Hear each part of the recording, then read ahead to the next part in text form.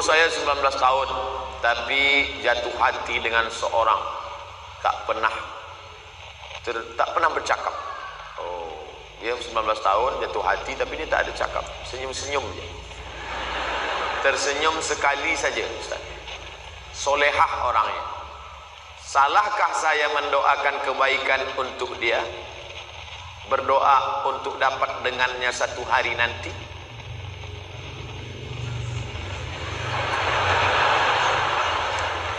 Saya khawatir awak berdoa nak ingin hidup dengan dia masa umur 19.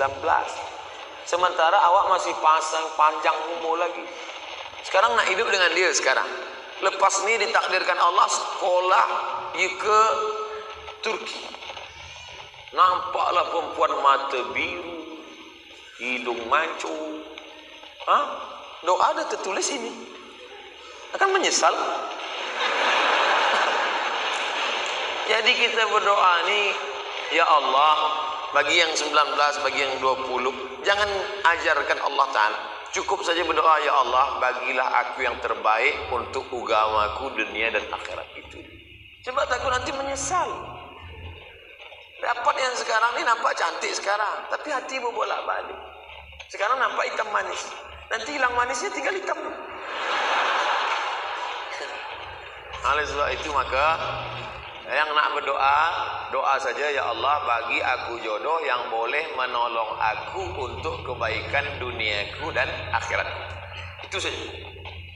Kalau memang jodoh, nanti akan dapat dia. Tapi kalau menurut Allah yang lebih baik daripada dia, kenapa kita tolak? Kadang kita ni menyangka kita lebih faham daripada Allah Ta'ala. Al-mar'atu salihatu allati tu'inu ala imanihi.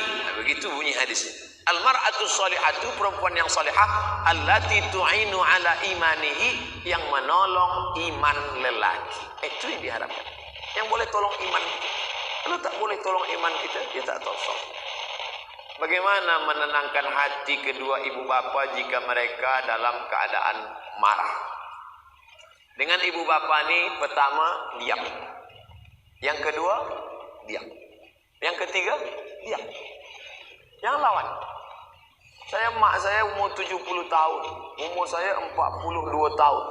Apapun kata dia, saya diam. Bulan Mac lepas dia meninggal dunia, saya tak menyesal. Sebab saya tak pernah melawan. Diam. Ibu ayah kita tak pernah memandang kita besar. Dia selalu melihat kita adalah budak kecil yang baru pandai merangkak dan berjalan. Oleh sebab itu kita salah bila kita merasa kita besar. Almarhumah mak saya tak pernah tengok saya seorang Ustaz Abdul Somad.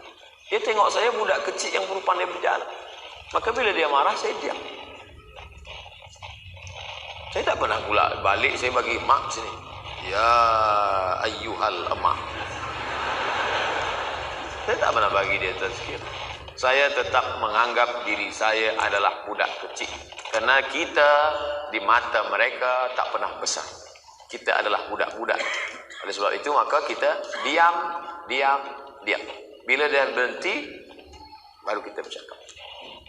Ingatlah, tak banyak yang saya bagi menghadapi orang tua. Satu kata saja, diam.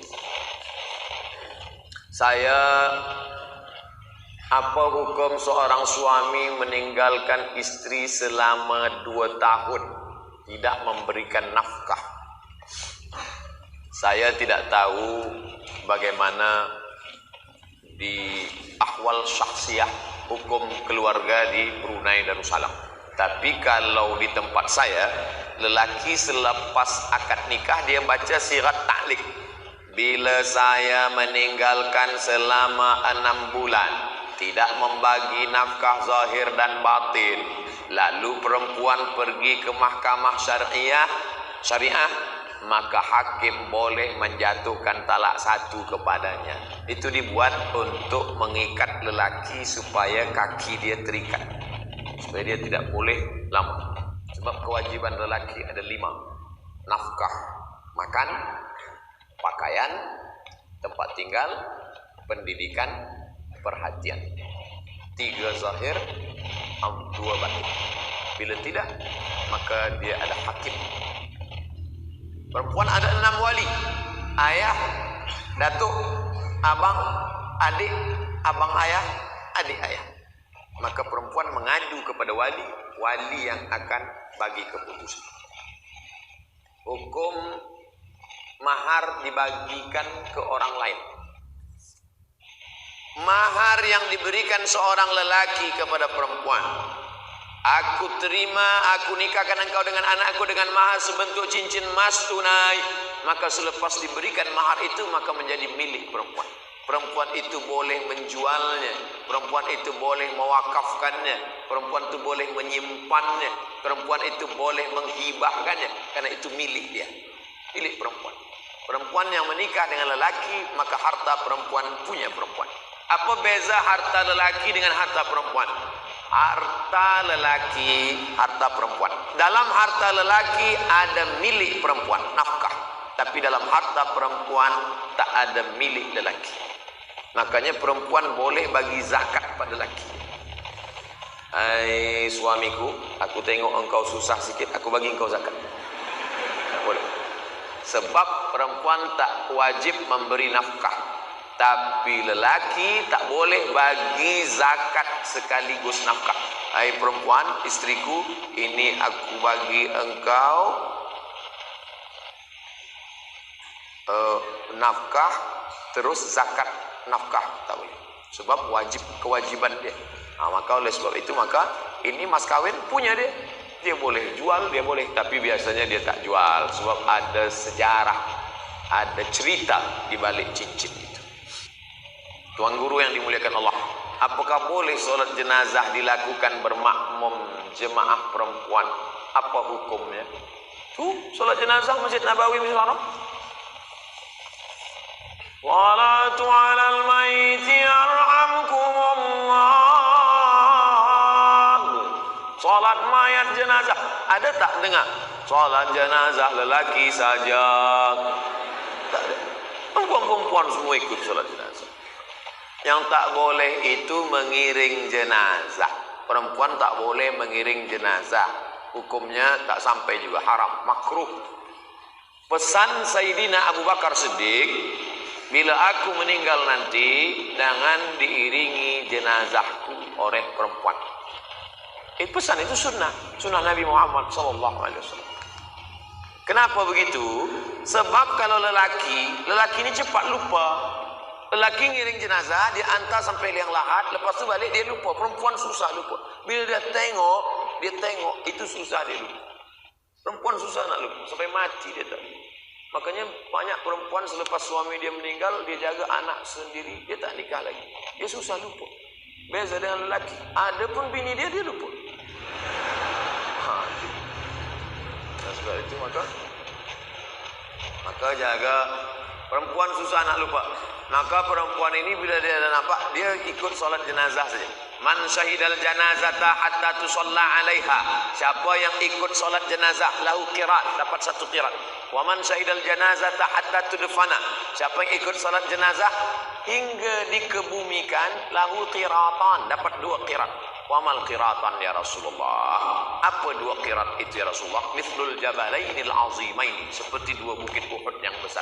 Ini hanya bagi lelaki, perempuan. Makanya perempuan tak ada masuk ke baqi. Yang masuk ke baqi lelaki saja. Perempuan dari luar pagar. Ada di luar tu pun dia menangis-nangis. Laisa minna man darabal khudud wa shaqqal juyub. Siapa yang memukul-mukul pipi, menarik-narik rambut, menguyak-nguyak baju, bukan umat Muhammad SAW.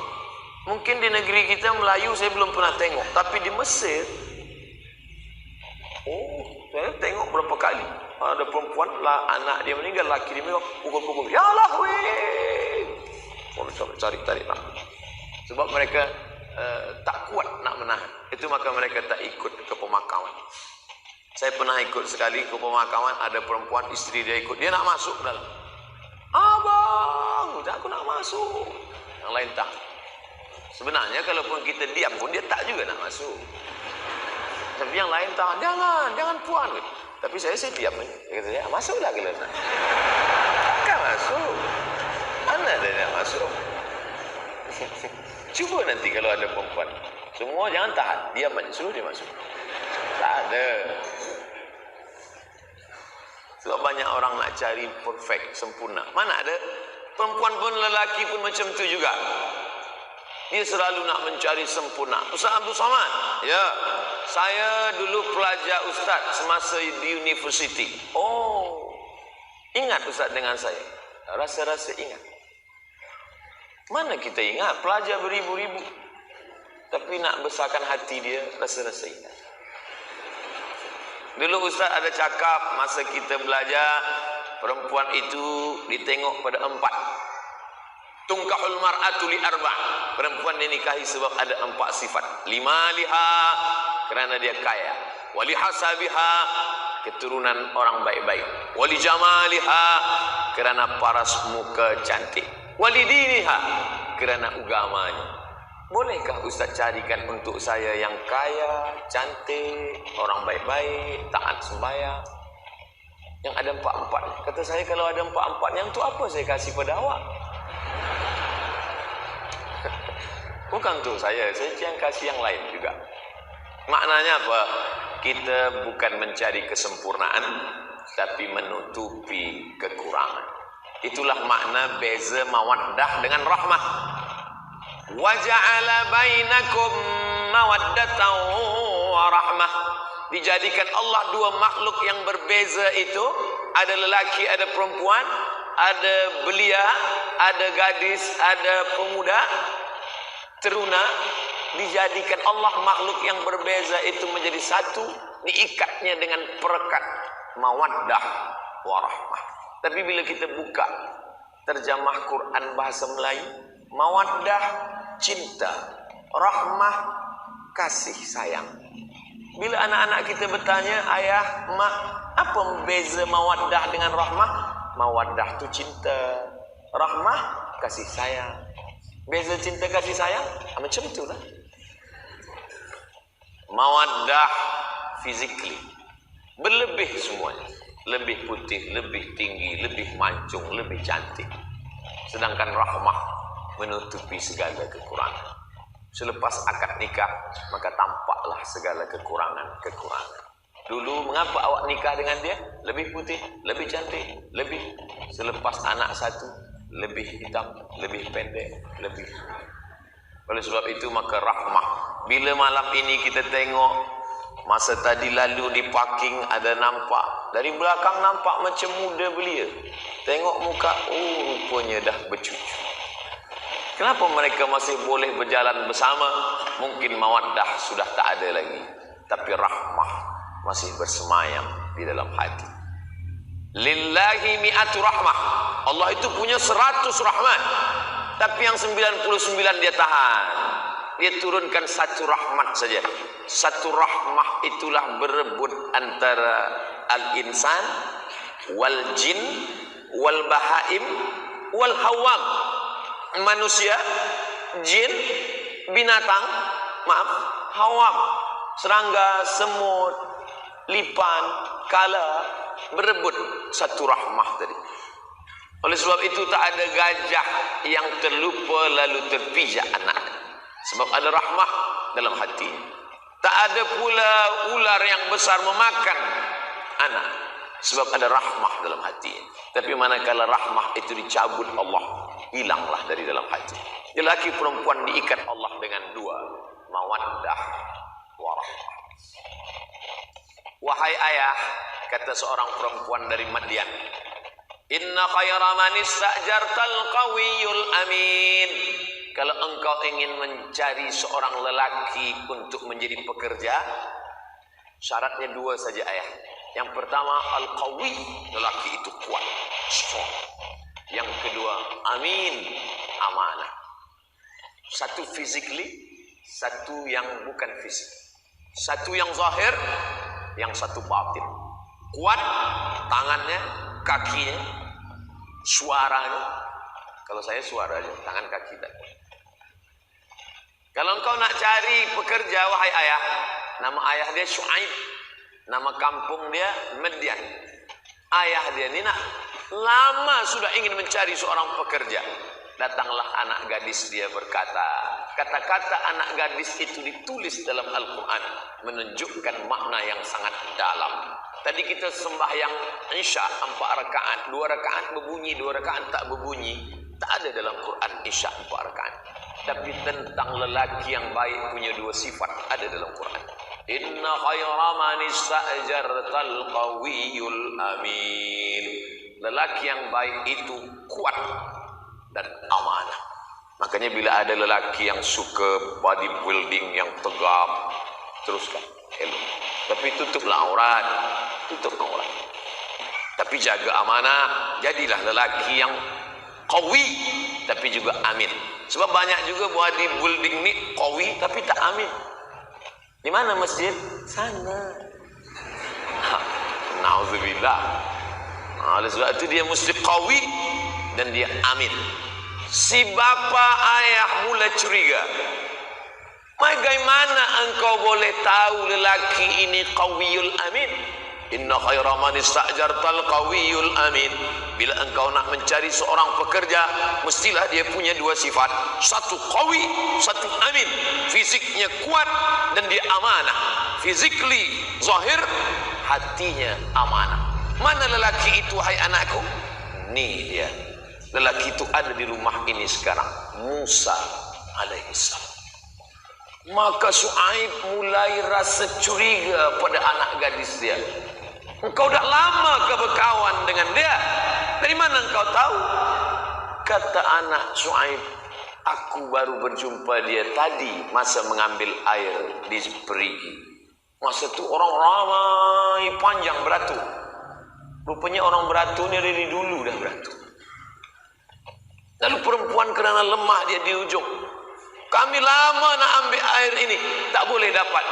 Tapi tiba-tiba saja seorang lelaki meminta kami untuk maju ke depan ambil air. Siapa dia? Musa. Mengapa dia boleh? Sebab 30 orang dari suku Madian sudah menyorong batu besar yang menutup pintu perigi. Mereka tak lalu sebab berat. Tapi manakala Musa seorang sahaja, maka terbuka pintu perigi. Penduduk kampung berkata, wahai pemuda Musa, ambillah air. Tapi Musa tak mau.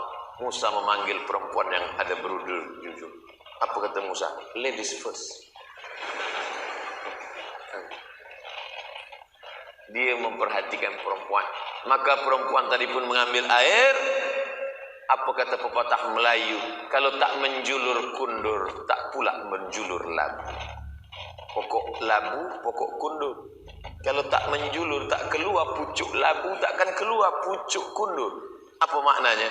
Bertanam budi dulu, baru berbudi orang lain kepada kita. Bertanam budi Musa, silalah ambil air. Barulah perempuan bertanam budi, sila pula lah datang bertamu ke rumah kami. Macam mana perempuan tak terbuka hati dia kalau kita dah membuka pintu hati kebaikan? Jadi kalau lelaki nak terbuka hati perempuan, sentuhlah dia tepat di hatinya, dia akan jadi milikmu untuk selamanya. Saya tak ada cakap macam tu, saya je. Nah, selepas itu mereka pun pergi menuju rumah perempuan yang nak berbalas budi tadi. Budi sikit aja, tapi dikenang sepanjang masa. Pisang emas bawa belayar, masak sebiji dalam peti. Hutang emas dapat dibayar, hutang budi dibawa mati. Lepas itu di tengah jalan, Musa di belakang, perempuan tadi di hadapan. Sebab Musa tak tahu jalan, dia yang punya rumah. Dia akan membawa Musa bertamu ke rumah, berjumpa dengan ayahnya, ucapan terima kasih kepada orang yang sudah berbuat baik. Lalu kemudian angin datang bertiup kencang. Musa menundukkan pandangan, sebab maaf, nampak lekuk tubuhnya. Musa pergi ke depan. Kata Musa, hai perempuan, mundurlah engkau ke belakang, biarlah aku yang di depan. Nanti bagi tahu di mana letak jalan kiri atau ke kanan. Ayah, aku tahu dia amanah, sebab masa angin kencang bertiup, dia suruh kami ke belakang. Begitu perempuan zaman dulu. Bertiup angin kencang, baru nampak lekuk tubuh. Sekarang tak ada angin pun nampak. Memang zaman kita ni, kalau zaman Nabi dulu akhir zaman, kita ni memang dah ujung zaman. Makanya kalau tak diisi terus dengan tazkirah, kajian-kajian, na'udzubillah, tersesat, bukan di tepi jurang, masuk ke dalam neraka jahanam. Keluarlah sabda Rasulullah SAW. Apa kata Nabi? Ar-rahimuna yarhamuhumur rahman. Man la yarham la yurham. Orang yang tak ada rasa kasih sayang dalam hatinya, maka Allah tak akan sayang kepada dia.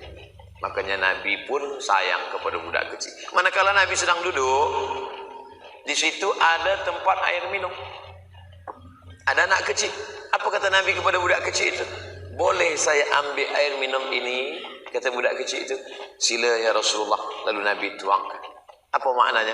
Nabi mengakui keberadaan dia, memperakui ada budak kecil. Dan ada budak kecil memelihara burung. Nama budak kecil itu Abu Umair. Nama burung yang dia pelihara itu Nugair.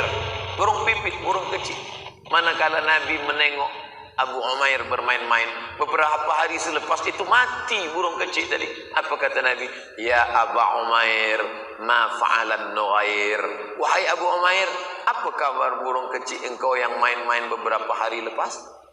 Apa maknanya? Nabi tetap memperhatikan budak-budak kecil. Nabi memperhatikan anak-anak. Ini adalah akhlak. Bukan kerana dia Sayyidul Anbiya wal Mursalin. Budak-budak kecil tak dia pedulikan. Oleh sebab itu saya selalu bila saya lepas tazkirah, banyak orang berbaris beratur.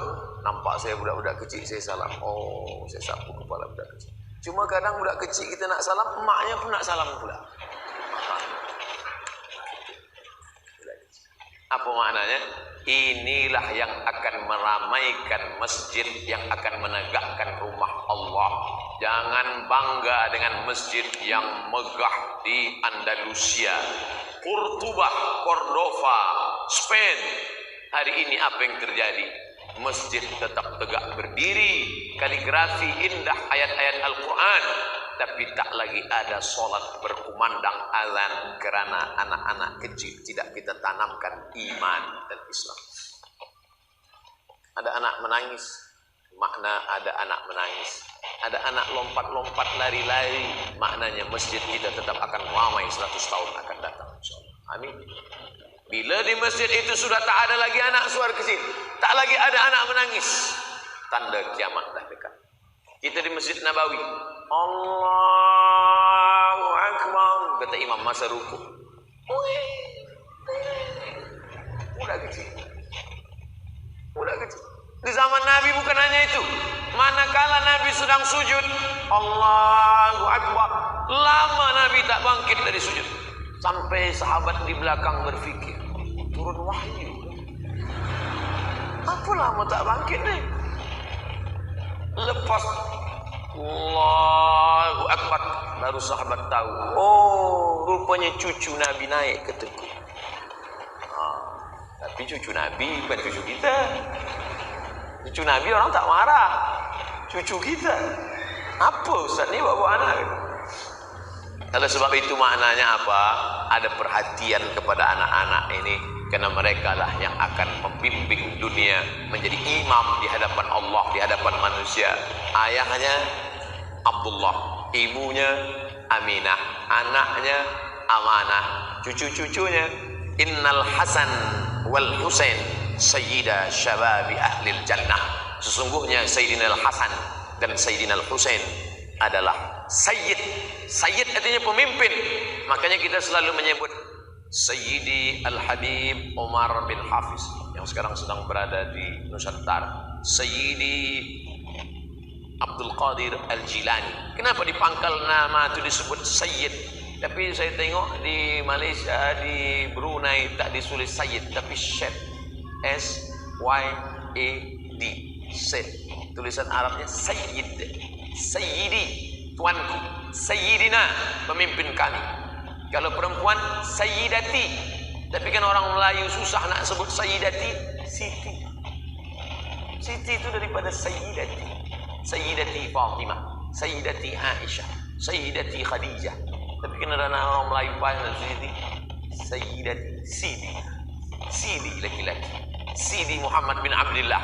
Di Maroko pun orang sebut Sidi, dan perempuan Siti. Dan kita buang T-nya satu jadi Siti.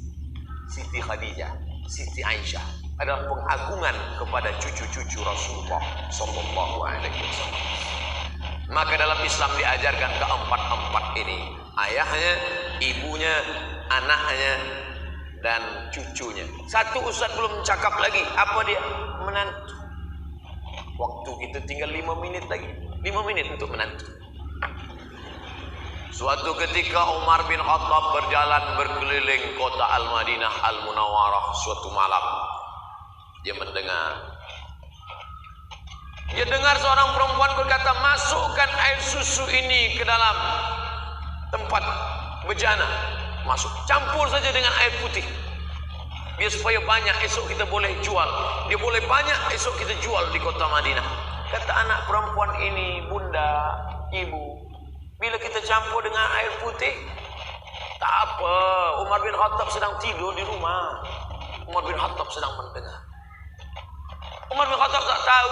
Kata anaknya, Umar bin Khattab tidak tahu, tapi Allah Maha tahu. La ta'khudhuhu sinatun wala naum. Umar bin Khattab bagi tanda pada rumah. Rumah ini ada perempuan solehah di dalam. Umar bin Khattab balik ke rumah. Esok pagi dia kumpulkan sahabat tabi'in. Wahai sahabat, esok pagi dia kumpulkan sahabat, cari rumah di sana. Ada anak gadis di sana, kita pinang. Untuk siapa? Untuk anak Umar bin Khattab. Jadi tuan malam ni carilah rumah-rumah yang amanah. Pinang untuk anak kita, bukan untuk kita. Untuk anak-anak kita. Dari perempuan yang solihah ini lahirlah anak cucu. Itulah dia Umar bin Abdul Aziz. Umar bin Abdul Aziz itu khalifah yang adil, lahir dari cucu perempuan yang tidak mau mencampur air susu dengan air putih tadi. Kesolihannya, solihahnya melahirkan anak cucu yang baik-baik. Wal baladut thayyibu yakhruju nabatuhu biizni rabbih. Tanah yang baik menumbuhkan tanaman yang baik. Wallazi khabutha la yakhruju illa nakida. Tanah yang tak baik menumbuhkan tanaman yang tak baik. Selepas Nuhan ila qaumihi, kami utus Nabi Nuh. Apa hubungan tanah dengan Nabi Nuh? Ternyata Nabi Nuh adalah tanaman yang baik, tapi ditanam di tanah yang tak baik, lahirlah anak yang tak baik bernama Kan'an, anak durhaka yang tak mau naik ke atas bahtera perahu Nabi Nuh alaihissalam. Ayahnya sudah, ibunya sudah, anaknya sudah, cucunya sudah, menantu pun sudah. 60 menit kita bersama. Nanti bila balik ada orang bertanya, siapa bagi tazkirah tadi? Ustaz Abdul Somad. Apa isi tazkirah dia? Ayah, emak, anak, menantu, cucu. Itu saja. Iya. Kalau cerita itu elok tak usah datang. Ada hikmah-hikmah dari cerita.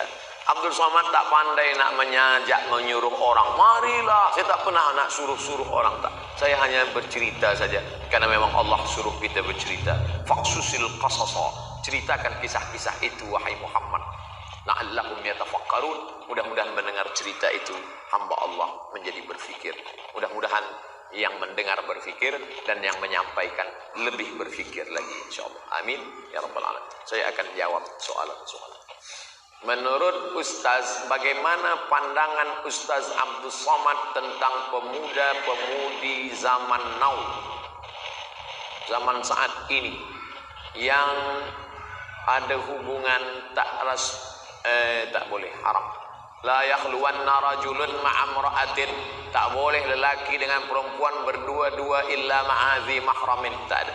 Boyfriend, girlfriend, tak ada. Saya 4 tahun di Kaherah tak ada boyfriend, tak ada girlfriend. Kenapa tak ada? Tak dapat. Sebab pelajar Malaysia 5.000, pelajar Indonesia 2.400. Yang perempuan 300 saja. Lelaki 2.100. Saya termasuk yang kalah. Tapi alhamdulillah selepas balik dipertemukan Allah, punya anak. Jadi jangan pernah takut tidak ada jodoh. Kalau jodoh takkan kemana. Asam di gunung, garam di laut, dalam belanga berjumpa juga. kata orang Melayu.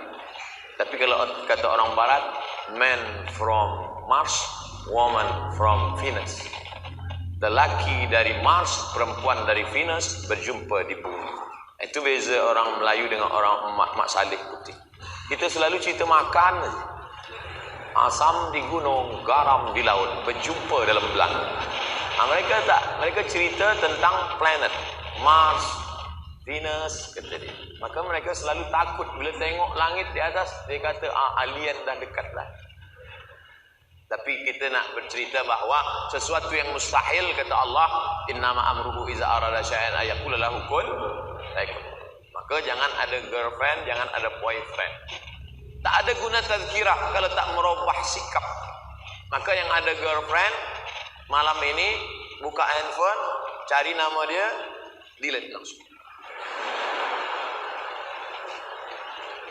Tak ada guna. Apa guna yang ke tazkirah? Buka handphone, nanti bila dia call, tulis balik. Allahumma inna na'udzubika min ilmin la yanfa'. 4. Ya Allah, jauhkan kami dari ilmu yang tak bermanfaat. Wa min qalbin la yakhsha', hati yang tak takut. Wa min nafsin la tasbah, nafsu tak pernah kenyang. Wa min du'ain la yusma', doa tak dikabulkan. Pokok pangkal pertama, ilmu tak bermanfaat sebab tak diamalkan. Maka bila ustaz dah kata buang girlfriend, buang boyfriend, buang, bagi tahu dia, oh my girlfriend, malam ni aku buang engkau, esok pagi aku nak datang, ku pinang kau dengan bismillah. Dia pun balas, so sweet. Soalan saya, bagaimana nak nikah dengan janda yang sudah berhijrah, sedangkan keluarga saya tidak bersetuju dan tak ada restu dari ibu bapa. Janda belum ada anak, janda umur 25 tahun. Saya nak beristrikan dia tapi dihalang oleh keluarga, dan saya disuruh nikah dengan kawan lama saya. Datanglah seorang sahabat Nabi menikah. Kata Nabi, awak dah menikah? Ya Rasulullah. Dengan gadis apa dengan janda? Saya nikah dengan janda. Hala bikran, kenapa tak nikah dengan gadis? Nabi pun kesal dia nikah dengan janda. Kenapa awak tak nikah dengan gadis? Tula'ibuha wa tula'ibuka. Engkau boleh bencengkrama. Kenapa nikah dengan janda? Kata dia, ya Rasulullah, mak saya dah mati, meninggal. Adik-adik saya banyak. Kalau saya nikah dengan gadis belia, nanti dia berkelahi dengan adik-adik saya. Tapi bila saya nikah dengan janda, nanti adik-adik saya boleh dia jaga. Jadi bila ada sebab, boleh nikah dengan janda. Untuk yang pertama ni, first time, okey. Nanti kedua, baru cari gadis.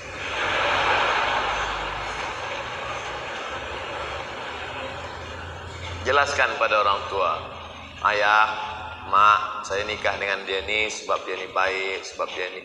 Tapi kita tak boleh bagi tazkirah pada orang tua kita. Cakap kita mereka tak dengar. Cari orang lain yang boleh memahamkan dia. Ustaz kita, sahabat kita, orang-orang tua yang cakapnya dengarkan. Ustaz bagi nasihat agar para istri boleh memberikan kebenaran untuk para suami supaya mereka boleh berpoligami.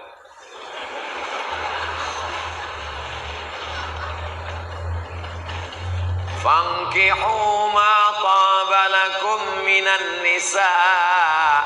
Nikahilah perempuan yang baik-baik. Masna 2, wa sulasa 3, wa ruba' 4. Tak ada Allah suruh 1. Masna 2, sulasa 3, wa ruba' 4. Tapi ayat itu belum titik, belum wakaf, ujung-ujung. Fa in khiftum alla ta'dilu, kalau kamu takut tak adil, fawahidah, 1 saja. Jadi lelaki-lelaki yang banyak itu takut dia tak adil. Awak kenapa 1? Saya takut tak adil. Sebenarnya dia bukan takut tak adil, takut pada bini. Jadi Islam ini menghormati manusia sesuai fitrahnya. Bila dia mampu adil, dia mampu secara ekonomik, dia mampu zahir dan batin, maka dia dibenarkan. Tapi bila dia tak mampu, fawahidah, 1 saja cukup. Oleh sebab itu, maka Saya tak berani juga nak bagi motivasi. Nanti perempuan ni mengamuk pada saya.